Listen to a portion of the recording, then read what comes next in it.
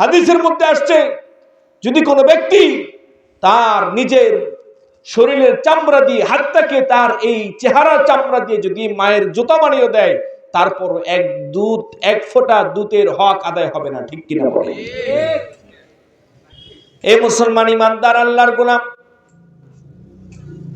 যে সমস্ত বান্দারা আল্লাহ তাআলার হুকুম মানার পরে পিতামাতার খেদমত করছে, আল্লাহ তাআলা দুনিয়াতে তাদের ওলি বানায় দিছে।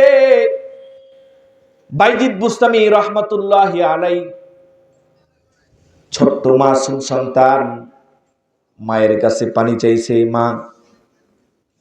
মা ওই ছোট্ট সন্তান বাইজিদ বুস্তামির কাছে পানি চাইছে। বাইজিদ বুস্তামি দৌড়ে চলে গেছেন পানি আনার জন্য। পানি আইনা দেখে মা আবার ঘুমায় পড়ছে।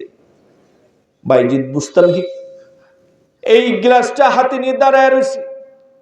মা যখন তাহাজ্জুদের সময় উঠলো, ওঠার পরে দেখতেছে নিজ সন্তান বাইজিদ বুস্তামি দাঁড়ায় আছে। মা বললেন, ও বাইজিদ, তুমি কি এরকম দাঁড়িয়ে রয়েছে কতক্ষণ যাবত? বাইজিদ বুস্তামি বলেন, মা গো, আপনি পানি চেয়েছিলেন, আমি পানি আনতে আনতে দেখেছি আপনি ঘুমায়া পড়ছেন, আমি আপনাকে ডাক দেই নাই। কারণ হলো আপনার যদি ঘুম ভেঙে যায় আপনি কষ্ট পেয়ে যাবেন, এই জন্য আমি ডাক দেই নাই। বাইজিদ বুস্তামির মার চোখে পানি আসলো।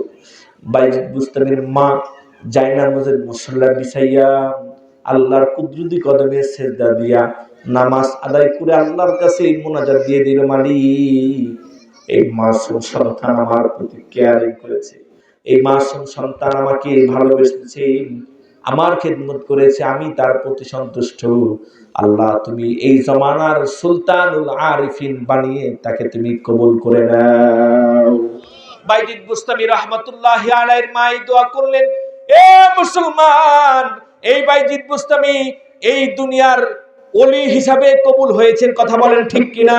বাইজিদ বুস্তামি এমনি কিন্তু আল্লাহর ওলি হতে হয় নাই, এমনি কিন্তু আল্লাহর ওলি হতে পারে নাই, পিতামাতার দোয়া নিয়েছে। মুসলমান ইমানদার, আমি আপনি যখন একজন আলেমের কাছে দোয়া আনতে চাই, ওই দোয়াটা 50% কবুল হতেও পারে, নাও হতে পারে। যদি আমি আপনি যদি আপনার আমার মায়ের কাছে দোয়া চাই, ওই মা যদি আল্লাহর কাছে দোয়া করে, আল্লাহ রাব্বুল আলামিন 100% ওই দোয়া করবেন। সুতরাং মায়ের কাছে দোয়া চাওয়া, মুসলমান ইমানদার, এরকম অনেক ঘটনা আছে হাদিসের মধ্যে, অনেক বর্ণনা আছে। যদি কোনো ব্যক্তি মায়ের খেদমত করে, আল্লাহ তাআলা দুনিয়াতে তার মায়ের দোয়ার বরকতে আল্লাহ তাআলা অনেক বড় আবেদ বানায় দেয়। সুবহানাল্লাহ।